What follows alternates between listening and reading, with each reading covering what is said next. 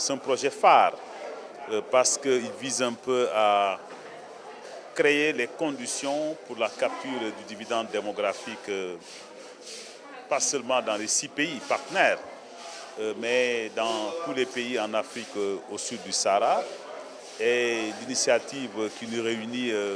aujourd'hui, je pense, constitue quand même, en tout cas, une des pierres angulaires de ce projet. Il s'agit un peu d'une initiative qui vise à doter le système de santé donc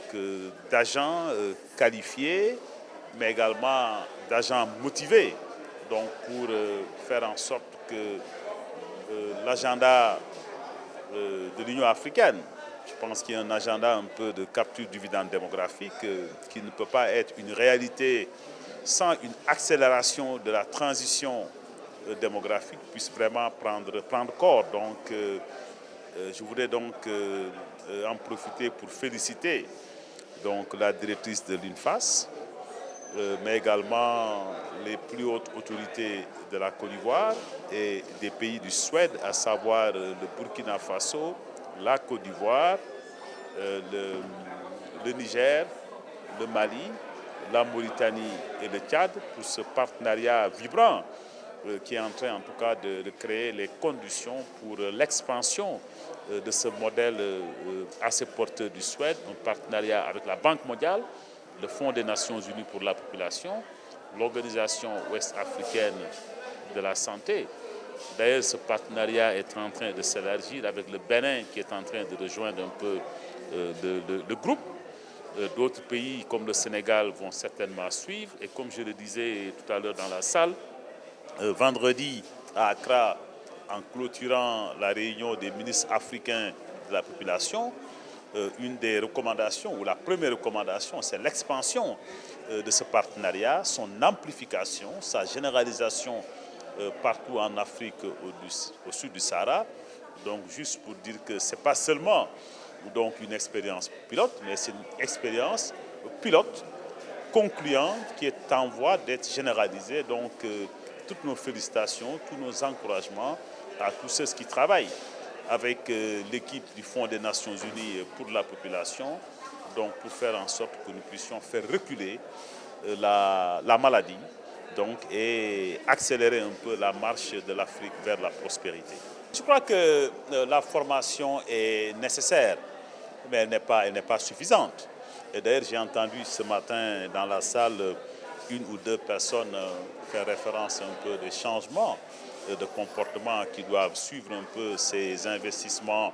dans le capital humain, ou d'ailleurs qui font partie un peu de cet investissement que nous devons faire dans le capital humain. La formation est indispensable, parce que sans cette formation, on ne sera pas capable d'améliorer et la couverture et la qualité. Mais naturellement, ce n'est pas suffisant. Il faut que nous puissions travailler sur d'autres chantiers. Et je dois dire que c'est un travail qui est en cours. C'est un exercice de longue haleine. Et je dois dire que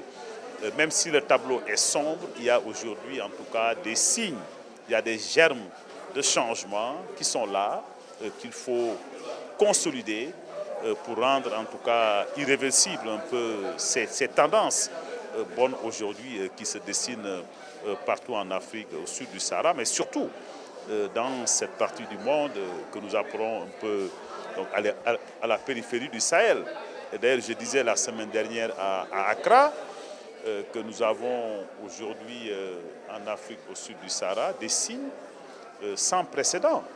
surtout ici en Afrique de l'Ouest et du centre. Sur les 27 pays qui ont par exemple entériné et lancé la feuille de route de l'Union africaine, les 18 sont dans cette région. Et nous avons vu la semaine dernière à Accra un mouvement extraordinaire de 51 pays d'Afrique au sud du Sahara travailler d'arrache-pied pour l'accélération de la transition démographique. Et nous avons également vu à Accra pour la première fois dans l'histoire du continent que 49 pays ont soumis le rapport faisant le point sur les avancées, mais également les difficultés qui empêchent ces pays d'aller de l'avant. Donc, certes, tout n'est pas rose, mais je crois quand même que nous avons raison de penser que l'Afrique est dans la bonne voie et que si nous continuons